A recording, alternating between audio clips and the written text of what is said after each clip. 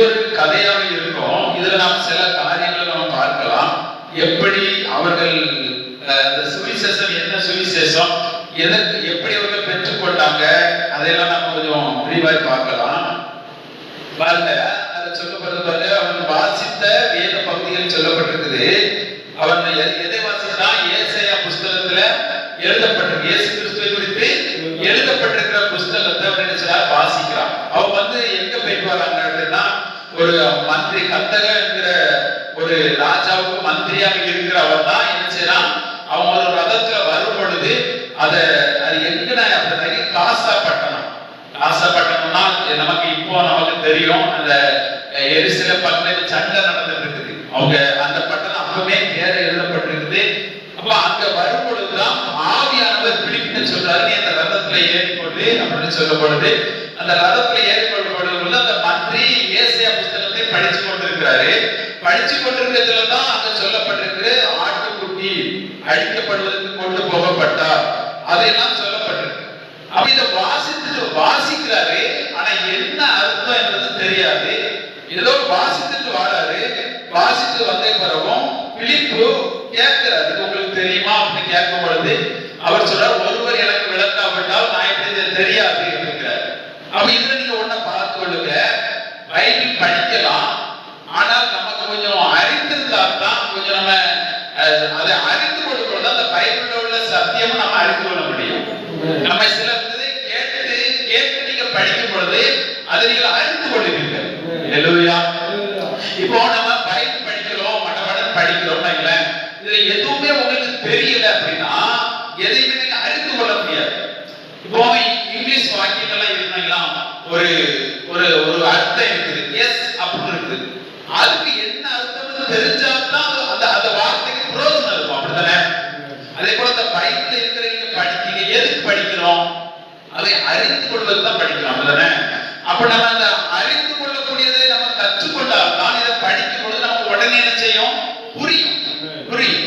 அப்பதான் அதைத்தான் வேதம் சொல்லுது, சத்தியத்தை அறிவீர்கள், சத்தியம் உங்களை என்ன செய்யும், விடுதலையாக்கும்.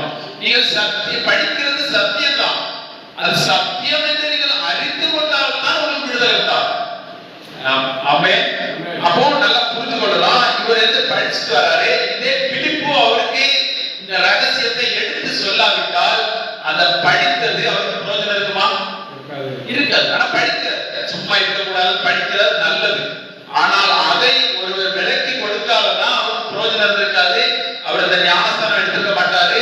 ஞானஸ்தானம் எடுத்து சந்தோஷத்தோடு போனாருன்னு எழுதப்பட்டிருக்கிறது. அப்ப அந்த பிரசங்கத்துல என்னது சொல்லப்பட்டிருக்கு என்பதை நீங்க கொஞ்சம் யோசிச்சு பார்க்கணும். ஏன்னா அவர் அந்த அந்த புஸ்தகத்தை அவர் விவரித்து சொன்ன பொழுது அவர்கள் மந்திரி கேட்கிறான், தண்ணி இருக்குத, நான் ஞானஸ்தானம் எடுப்பதற்கு என்ன தடை அப்படின்னு கேட்கிறான். அப்போ பிலிப்பு அவருக்கு அந்த ரகசியத்தை வெளிப்படுத்தி கொடுத்திருக்கிறார். கிறிஸ்துவின் சுவிசேஷத்தை அங்க பிரசங்கித்தார் அப்படின்னு போட்டிருக்கு. அப்ப இந்த ஆட்டுக்குட்டி இதெல்லாம் இப்ப நீங்க நிறைய இடத்துல பாருங்க. அன்னைக்கெல்லாம் ஒரு ஆளு ஒரு சொல்றாரு, ஏசு எங்க ஜாதி அப்படிங்கிறாரு. ஏன் அவர் ஆட்டுக்குட்டி வளர்த்துக்கு, ஆட்டுக்குட்டிய தோல் இந்த மாதிரி போஸ்டுக்கு பத்திலாம் அப்படி நம்ம ஆள் தான், நம்ம தானே ஆடு. உடனே நினைச்சாங்க, ஏன் எதிர்த்தாய் ஆட்டுக்குட்டின்னு சொல்லப்படுகிறது அவங்களுக்கு தெரியாது, அப்படித்தானே? அவங்க அறிந்து கொள்ளல இந்த ஆட்டுக்குட்டிங்கிறதுக்கு என்ன அர்த்தம் அப்படிங்கறத அறிந்து கொள்ளல. ஏன்னா நியாயப்பிரமாணத்துல ஆடுகளை பலியிடுவாங்க, பாவத்துக்கான பரிகாரத்தை ஒரு ஆட்டை பலியிடுவாங்க. அதே போலதான் நம்ம ஒவ்வொரு உலகத்துல ஒவ்வொரு மனிதனுக்குள்ள பாவங்களுக்காகவும் பலியாக ஆட்டுக்குட்டியாக எண்ணப்பட்டார். வானத்தையும் பூமியை உண்டாக்கினது சர்வ வல்லமையுள்ள தேவன், சகலத்தையும் அவர் உண்டாக்கினவர் நமக்காக அந்த வார்த்தையாகிய தேவன் மாம்சமாக வெளிப்பட்டு ஒரு ஆட்டை போல் தம்மை தாழ்த்தினார். ஒரு அடிக்கப்பட்ட ஆட்டை போல தன்னை ஒப்பு கொடுத்தார். ஆமென். எதற்காக? உங்களுக்காகவும் எனக்காகவும். ஆமென். இந்த உலகத்தில் இருக்கிற ஒவ்வொருவருக்காகவும் நாம் அறிந்து கொண்டபடினால் நாம் விடுதலையாக்கப்பட்டிருக்கிறோம். ஆமென். ஆமென். அதனால நம்ம எதையுமே நீங்கள் அறிந்து கொண்டு நீங்கள் படிக்கிறது உங்களுக்கு பிரயோஜனமா இருக்கும். நீங்க எதையுமே அறியாம நீங்க பைபிளை படிச்சுட்டு இருந்தாலும் அங்க ஒரு பிரயோஜனமும் இருக்காது. அதனால நீங்க உங்க ஊழியக்காரங்க நீங்க பிரசங்கிக்கும் போது நீங்கள் கவனமாக கேட்கணும். நீங்க கவனமா கேட்கிறது எதற்காகனா, நீங்க ரிட்டர்ன்ல நீங்க சும்மா போய் படிக்க சொல்ல உங்களுக்கு புரியும். இப்ப நீங்க எதுவுமே கேட்கல, ஏதோ டெய்லி பயிர் படிச்சுட்டு இருக்காங்க, 2 அதிகாரம் 3 அதிகாரம் படிச்சுட்டு இருக்காங்க. அப்படிங்க படிக்கிறதுனால ஒரு பிரயோஜனம் இருக்காது. உங்க நேரமும் வேஸ்ட். பாருங்க, அதை விட நீங்க வேற ஏதாவது செஞ்சிருக்கலாம். அப்போ நீங்க நினைக்கிறோம் எதற்கு படிக்கிறது தெரியணும், பிரசங்கிக்கிறத கவனிக்கணும். அப்பதான் நீங்க அடுத்த என்ன முடியும், செயல்படுத்த முடியும். இங்க பாருங்க 20:33 படிக்க பாருங்க. அவர் தம்மை தாழ்த்தின போது அவருடைய நியாயம் எடுத்து போடப்பட்டது, அவருடைய ஜீவன் பூமியிலிருந்து எடுபட்டு போயிற்று, அவருடைய வம்சத்தை யாராலே சொல்ல முடியும் என்பதே. தேவன் தன்னை தாழ்த்தினபடினால தான் அந்த என்ன செய்றாரு, அவர் நியாயத்தெல்லாம் எடுபட்டுச்சு. இப்போ அங்க யாருடைய அது வருதுன்னா பிசாசுடைய ராஜ்யம் அங்க செயல்படுது. எப்போ சிலுவைக்கு போகும் பொழுது அங்க பிசாசுடைய ஆதிக்கம் தான் செயல்பட்டு கொண்டிருக்குது. ஏன் அங்க இன்னும் தேவனுடைய அந்த ராஜ்யத்தின் அந்த ராஜ்யத்தின் வெற்றி இன்னும் சிலுவையில எல்லாம் முடிக்கப்படல. இயேசு வந்துதான் இந்த உலக பிரபஞ்சத்தின் ஆட்சி செய்கிற பிசாசை முடிக்க முடியும். அவர் வந்த உடனே மட்டுமல்ல, வந்து எல்லாத்தையும் நிறைவேற்றும் பொழுதுதான் அவருடைய ராஜ்யத்தின் முடிவு உண்டாகுது. ஹல்லேலூயா. அது வரைக்கும் தேவனுடைய ராஜ்யங்கள் எடுத்தது அப்படியே நிற்குது. அங்க பாருங்க, அவர் தம்மை தாழ்த்தின பொழுது அவருடைய நியாயம் எடுத்து போடப்பட்டது, அவருடைய ஜீவன் பூமியிலிருந்து எடுபட்டு போயிற்று. எதுவுமே செயல்பட முடியல. தேவன் நம் பூமியை உருவாக்கினார். ஆனால் அந்த பூமியில அவரால் நினைச்சிட்டுள்ள எதையுமே ரட்சிப்பு எந்த சாத்தியமே இல்லை. ஏன்னா இந்த பிரபஞ்சத்தின் தேவனாகிய பிசாசு ஆதாமுக்கு கொடுத்த முழு அதிகாரத்தை அவன் தன் கண்ட்ரோல்ல வச்சு இந்த பூமியை அவன் ஆளுகை செய்து கொண்டிருக்கிறான். அவர் தன் பூமியை இலவசமாய் கொடுத்தோம், அவரால் எதுவுமே செய்ய முடியல. ஏன்னா கொடுத்த மனிதன் இப்பொழுது பிசாசுக்கு கொடுத்து பிசாசு ஆளுகை செய்து கொண்டிருக்கிறான். இதற்கு ஒரு முடிவு கட்ட வேண்டும் என்பதற்காக இயேசு கிறிஸ்து இந்த பூமிக்கு அனுப்பி இந்த பிரபஞ்சத்திலிருந்து அந்த தேவனானவனை என்ன செஞ்ச, தம்முடைய ரத்தத்தினால் அவன் என்ன செஞ்சாரு, சிலுவையில் அவன் தலையை நசுக்கினார். யாருமே செய்ய முடியாததை இயேசு அதை செய்து இந்த பிரபஞ்சத்துக்கு ஒவ்வொருவருக்கும் விடுதலையாக்கும்படி என்ன செஞ்சாரு, சிலுவையில சுமந்து தீர்த்தார். அதனால் உண்டாகின ஒரு வம்சம், அதுதான் சபை, நீங்களும் நானும். ஹல்லேலூயா. அதனால் உண்டாகின வம்சம் தான் பாருங்க, அவருடைய வம்சத்தை யாரால் சொல்ல முடியும் என்பதே. இயேசு கிறிஸ்துவுடைய வம்சம் நம்ம, அந்த வம்சம் சிலுவையில சம்பாதித்ததனால் நமக்கு கொடுக்கப்பட்டது. அந்த வம்சத்தை யாரால் சொல்ல முடியும் அப்படின்னு சொல்லப்பட்டிருக்குது. பாருங்க அடுத்த பாருங்க 34. மந்திரி பிலிப்பை நோக்கி, தீர்க்கதரிசி யாரை குறித்து இதை சொல்லுகிறார், தம்மை குறித்தோ, நல்ல கவனிங்க, தம்மை குறித்தோ வேறொருடைய குறித்தோ எனக்கு சொல்ல வேண்டும் என்று கேட்டுக்கொண்டான். இந்த தமிழ் சந்ததின்னு சொல்லுத, வம்சம் சொல்லுத, இது எங்களை குறித்து தான் சொல்லப்பட்டிருக்கா இல்ல வேற யாரை குறித்து சொல்லப்பட்டிருக்கா என்பதை குறித்து விளக்கி அறிந்து கொள்வதற்கு ஆசைப்படுகிறார். இந்த மந்திரியை பாருங்க, வெறும் படிக்கிறவனா இல்ல, சத்தியத்தை அறிந்து கொள்வதற்கு ஆசைப்படுகிறார். நீங்க ஏதாவது நீங்க படிக்கும் பொழுது உங்களுக்கு அது மறைபொருளா இருந்தா யாரையாவது கேட்டிருக்கீங்களா, என்னைக்காவது இல்ல தேவனுடைய கேட்டிருக்கீங்களா, ஆண்டவரே இதுக்கு அர்த்தம் என்ன, இப்படி சொல்லப்பட்டிருக்க, இதுக்கு என்ன அர்த்தம் அப்படின்னு கேட்கிறீங்களா? அப்படி கேட்கும் பொழுதே ஆவியானவர் உங்களுக்கே வெளிப்படுத்தி தருவார். நீங்க 1க்கு 2 3 தடவை படிச்சுட்டு நீங்க அது கிராமமா இருந்தா வெளிப்படுத்தி தருவார். இல்லைன்னா யார் மூலமாவது அதுக்கு அர்த்தத்தை சொல்லி தருவார். நீங்க அன்னைக்கு ஏதாவது செய்தி கேட்டுட்டு இருப்பீங்க, நீங்க டவுட்டா இருக்கு பாருங்க, அதுக்கு விட அங்க இருந்து உங்களுக்கு வரும். ஹல்லேலூயா. அப்ப நீங்க என்ன செய்யணும், அதை நான் அறிந்து கொள்ளணும், ஆர்வம் உண்டாகணும். அது மனிதனுடைய நம்மளுடைய தேவை. ஆமென்.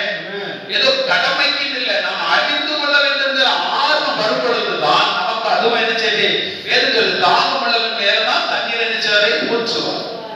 நீங்கள் ஏதோ மனிதர்களுக்காக நாம் படிக்கவும், ஏதோ மனிதர்களுக்கு நான் இப்படி நான் படிச்சதோடு சொல்லுவதற்காகவும் இருப்பேன், அந்த ரகசியங்கள் மறைபொருளாகவே இருக்கும். அன்னைக்கெல்லாம் ஒரு ஊழியக்காரர் ஒரு யூடியூப்ல சொன்னாங்க, வயது முதிர்ந்த ஊழியக்காரர், நல்ல தேவனுக்காக ஊழியம் செய்த ஊழியக்காரர் சொன்னாங்க. ஒருத்தவங்க சாட்சி நான் கேட்டிருக்கேன். அவங்க சொல்லுவாங்க, 3 மாதத்துக்கு ஒரு அந்த பைபிள் படிச்சு முடிச்சுவேன் அப்படின்பாரு. கிட்டத்தட்ட அவங்க வயது 75 வயசுக்கு மேல இருக்கும், 70 வயசுக்கு மேல இருக்கும். சிறு வயசுலேயே ஊழியத்துக்கு வந்துட்டாங்க. ஒரு 50 வருஷத்தை நீங்க கணக்கு பண்ணி பாருங்க, எவ்வளவு அந்த பைபிளை எவ்வளவு படிச்சு பாருங்க. ஆனாலும் இவ்வளவு படிச்சிருந்தாலும் ஆவியானவர் இதை நம்ம இதுல இருக்கிற ரகசியத்தை அறிந்து கொள்ளவே ஆர்வப்பட்டாதான் இந்த ரகசியம் வெளிப்படுத்தே ஒழிய நீங்க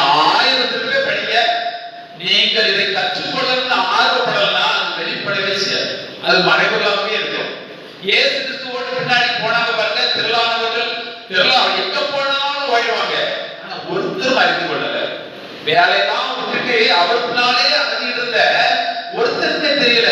ஆனா இதை அறிந்து கொள்ளணும் ஆர்வப்பட்ட அப்போஸ்தலருக்கு தான் தேவன் விலக்கி கொடுத்தார். ஆனா பிரசன்னம் பண்ணினார், வந்தவர்களுக்கு எல்லாம் பிரசன்னம் பண்ணினார். ஆனா பிரசன்னம் பண்ணினார் அவருடைய கடமை. ஆனால் கேட்ட யாருமே அறிந்து கொள்ளல. அறிந்து கொள்ளணும்னு ஆர்வப்பட்டவங்க அவங்களுக்கு மட்டும்தான் அவர் வெளிப்படுத்தி கொடுத்தார். அதே போல நீங்கள் பைபிள் படிக்கலாம், நீங்கள் எப்படி இருக்கலாம், ஆனால் நீங்கள் அறிந்து சத்தியத்தை அறியணும் என்கிற ஒரு தாழ்வும் மனமும் வந்தால்தான் உங்களுக்கு அந்த சத்திய பிரயோஜனமா இருக்கும். அது உங்களுக்கு வெளிப்படும். அதன் நிமித்தம் நீங்க விடுதலையாகிறீர்கள். ஹல்லேலூயா. அதை அறிந்து முதலாவது ஆர்வம் வரணும். அந்த களங்கமில்லாத ஞானப்பால் மேல நீங்க வாஞ்சையா இருக்கணும்னு சொல்றாரு. பேரு சொல்றாரு வாஞ்சையா இருங்க. அந்த வாஞ்சையா இருந்தா நீ எதையும் யோசிச்சு பாருங்க. நீங்க ஏதாவது உங்க மனசுல ஒரு திட்டத்தை தீட்டினீங்கன்னா அது நிறைவேறதா இல்லையா? அதை நீங்க நடத்தி எப்படியாவது அதை நிறைவேற்றணும் அப்படின்னு செய்யலையா? முயற்சி பண்ணீங்க, ஒண்ணுமே உங்ககிட்ட இல்ல, ஒரு வீடு கட்டணும்னு ஆசைப்படுறீங்க, எப்படியாவது அதுக்கு முயற்சி பண்றீங்களா இல்லையா? செய்றீங்களா இல்லையா? அதே போலதான் என் பைசா புரிய விட்டுறதா இல்ல. அதே போலதான் அந்த வாசிக்க புரியல, அது எதுக்கு அப்புறம் நம்ம போயிட்டோம்னா அது அப்படியே மறைக்குள்ளாவே இருக்கும். அது ஒருத்தருக்கு பிரயோஜனப்படாது. அப்ப நான் அறிந்து கொள்ள வேண்டும் ஆசைப்படணும். அந்த பிடிப்பு விட்ட இந்த மந்திரி கேட்கிறான், இது என்ன காலத்துல வரக்கூடியது? இதே இந்த வார்த்தையை ஏசாயா புஸ்தகத்தை இயேசு சிலுவையில் இயேசு வருவதற்கு முன்பு படித்தாங்கன்னா அது அவங்களுக்கு பிரயோஜனப்படாது. இதையும் இயேசு வருவதற்கு முன்பு படிச்சிருப்பாங்க, அப்படித்தானே? ஆனா படிச்சிருந்தாங்கன்னா அது இவங்களுக்கு மறைப்புள்ளாக தான் இருக்கும். ஏன்னா இந்த வார்த்தை இயேசு வந்ததுக்கு பிறகுதான் நிறைவேற்றப்படுகிறது. அதை முன்கூட்டியே தீர்க்க தரிசனமாக சொல்லப்பட்டிருக்கு. இயேசு சொல்லுவார், என்னை குறித்து எழுதப்பட்டிருக்கிறதே அப்படிவார். இது எல்லாமே முன்கூட்டியே எழுதிருக்கு, எழுதப்பட்டிருக்கிறது. அதை அவர் நிறைவேற்றுவதற்கு வந்தார். ஹல்லேலூயா. அதனால்தான் இயேசு சொல்லுவார், நான் நியாயப்பிரமாணத்தாலும் தீர்க்க தரிசனத்தாலும் அழிக்க வரவில்லை, நிறைவேற்றுவதற்கு வந்தேன். ஆமென். அவர் நீங்க வேதத்துல நீங்க பார்த்தீங்கன்னா இயேசு கிறிஸ்து என்ன தேவன் என்னத்தெல்லாம் சொல்லியிருக்காரோ அத்தனையும் அவர் தான் நிறைவேற்றி பிடிக்கிறார். அவர் தான் நிறைவேற்றி பிடிக்கிறார். நீங்க இந்த உலகத்துல கூட பாருங்க, தேவன் சொன்னார், அங்க வார்த்தையை யார் உருவாக்கினான்னு சொல்லப்படுது?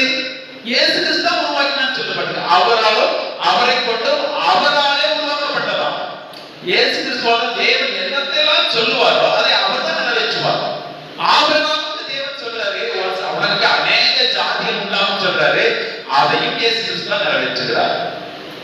அவருக்கு அப்ப கொடுக்கப்பட்டது ஒரு வம்சம், இஸ்ரவேல் வம்சம். ஆனா இன்னைக்கு எத்தனையோ ஜாதிகள் ஆபிரகாமின் தகப்பன் என்று சொல்லுகிறாருன்னா அந்த தீர்க்க தரிசனம் இன்றைக்கும் இயேசு தான் என்ன செஞ்சாரு? நிறைவேற்றினார். தாழ்ந்த ராஜ்யத்துல ராஜவம்சம் மாறவே செய்யாது, நித்திய ராஜ்யத்தை நான் ஏற்படுத்துன்னு சொன்னார். அதையும் இயேசுவின் மூலமாக தான் நிறைவேற்றினார். இயேசு நித்திய ராஜாவாக இருப்பேன் என்று சொல்லியிருக்கிறார். ஆமென். முடிவே கிடையாது என்று சொல்லியிருக்கிறார். இன்னைக்கு ஒவ்வொரு தீர்க்க தரிசனத்தையும் இயேசு நிறைவேற்றுவதற்கு வந்தார். அப்ப அவரை குறித்து எழுதப்பட்டிருக்கிறது, அதையும் அவர் தான் தன்னை ஒப்புக் கொடுக்கிறார். என்னை குறித்து எழுதப்பட்டிருக்கிறது. எபிரேயர் புஸ்தகத்துல நீங்க படிச்சு பாத்தீங்கன்னா சொல்லப்பட்டிருக்கும், உமக்கு ஒரு சரீரம் தேவை என்று எழுதப்பட்டிருக்கிறது, இதோ நான் வருகிறேன், என்னை குறித்து உங்களுடைய புஸ்தகத்தில் எழுதப்பட்டிருக்கிறது. அதை அறிந்து தன்னை ஒப்புக் கொடுத்தார். இப்போ இந்த பிடிப்பு இதைத்தான் அறிந்து கொள்வதற்கு ஆசைப்படுகிறார். உடனே அப்பொழுது பிலிப்பு பேச தொடங்கி இந்த வேத வாக்கியத்தை முன்னிட்டு இயேசு கிறிஸ்துவை குறித்து அவனுக்கு பிரசங்கித்தான். யாரை பிரசங்கித்தான்? இயேசு கிறிஸ்துவை குறித்து பிரசங்கித்தான். இந்த ஆளுநர் யாரை சொல்லப்படுது, இந்த அடிக்கப்பட்டது யாரை சொல்லப்படுது, இந்த வம்சம் யாரை சொல்லப்படுது, எப்படி அப்படிங்கறத என்ன செய்யறான்? பிரசங்கிக்கிறான், விளக்கி பிரசங்கிக்கிறான். அதே போல 12 வசனம் படிச்சு பாருங்க, 8:12.